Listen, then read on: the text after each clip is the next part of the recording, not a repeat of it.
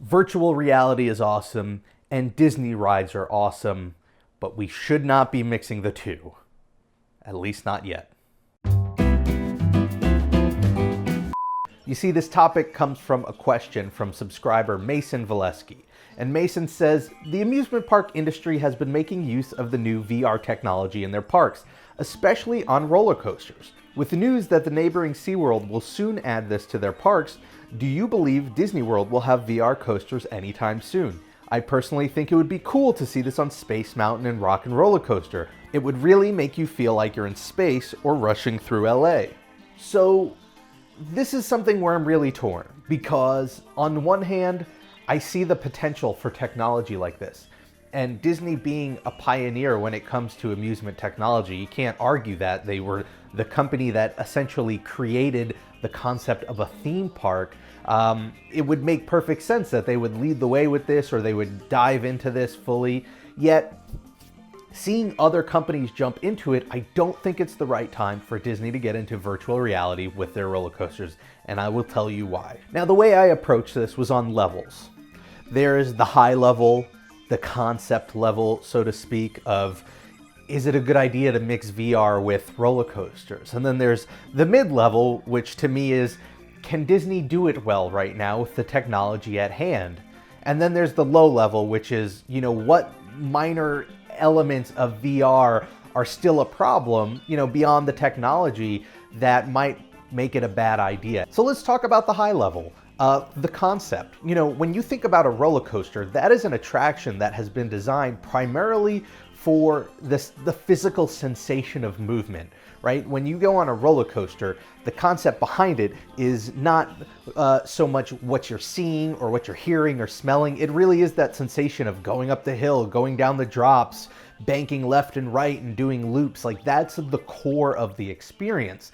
A lot of roller coasters out there today just focus on that experience and not much else. Think about all of the sort of bare roller coasters that you see, in a Six Flags or any other amusement park. They don't really put a whole lot of effort into the other elements. Now, some do, whether it's implementing music or implementing a few props here and there. Though I would argue that Disney is probably the best when it comes to focusing on the other sensations that we experience when riding a roller coaster. Think, for example, a Space Mountain or a Rock and Roller Coaster. And I think the major benefit that virtual reality has when it comes to implementing it into a roller coaster is that it heightens all of those experiences. And I think Disney having that focus of storytelling is going to use technology like that the most to really create an experience that you can't get anywhere else. So while I'm typically against the concept of sort of seated VR experiences at the parks, because that's a sort of thing you can really get at home by just buying, a VR headset,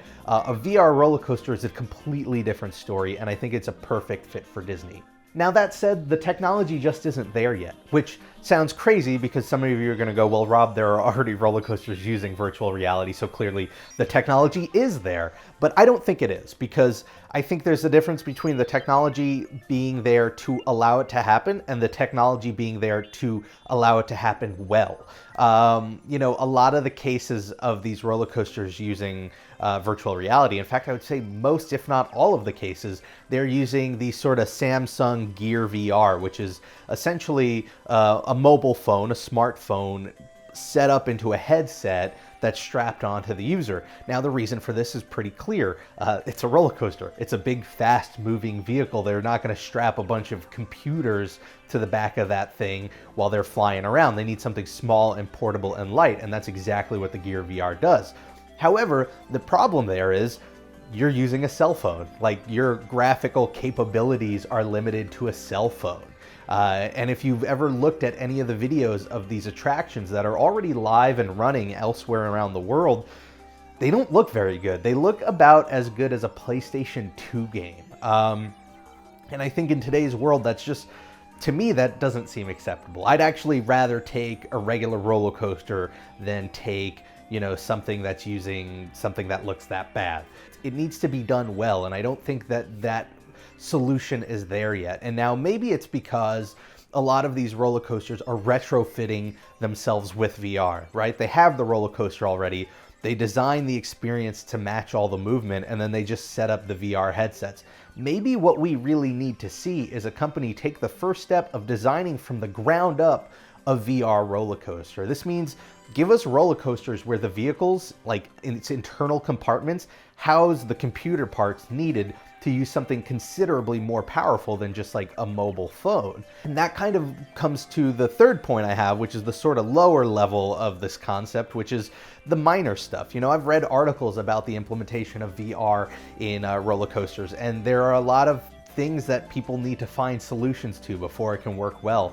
You know, the biggest one being that VR isn't a commonplace yet. A lot of people don't know what they're getting into. They need a little bit of guidance. You know, one of the things I had read in these articles about their experience with VR roller coasters is how long the setup takes. You know, normally you board a roller coaster, think about Space Mountain. You hop in, you pull down the lap bar, in less than 50 seconds, you're moved on to the next station and then you're on to the ride.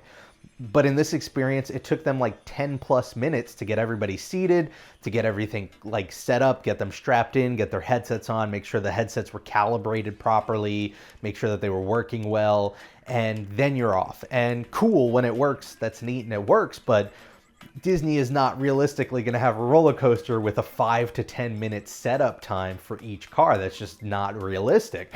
So, you know, whoever is going to lead the way with VR roller coasters, they're going to have to actually find solutions to problems like that. How do you create a VR experience that doesn't need to be calibrated every time? You know, I've had an Oculus Rift DK2, I've played with the Vive, I've played with all these other headsets, and while in some cases you could just pass and play, you do kind of want to do some calibration because everybody's eyes are different, and so the way that works is always going to be different. Another thing to consider is the speed of progression of this technology.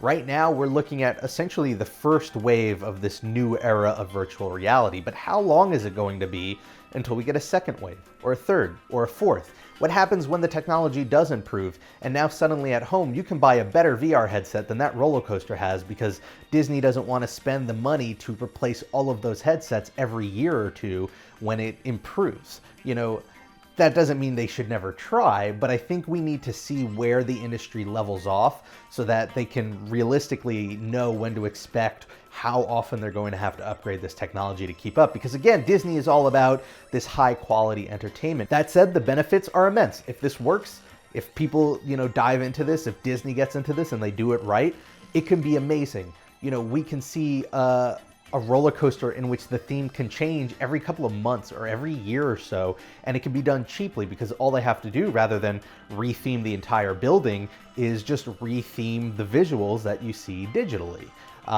They can add interactive elements. I've seen some instances of roller coasters where they add, you know, sort of like a point and shoot experience that makes it almost like a video game. You can change the audio if you work headsets into it, so that you have different music. It can be a lot of fun, and that's why I do think Disney does need to get into it eventually.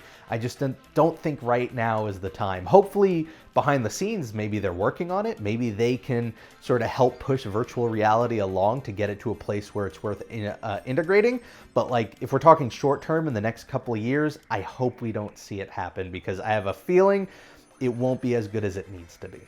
Anyway, those are my thoughts on virtual reality and attractions. I would love to hear what you guys have to think on the topic. Maybe you do think it's time. Maybe you never want to see VR on roller coasters at all. Maybe you think they should just stay roller coasters. Let me know in the comments below. You can also let me know on Twitter. I'm at RobPlays. I want to thank you all for watching. If you want to see more Disney videos just like this, all you have to do is hit that subscribe button as I make 3 a week.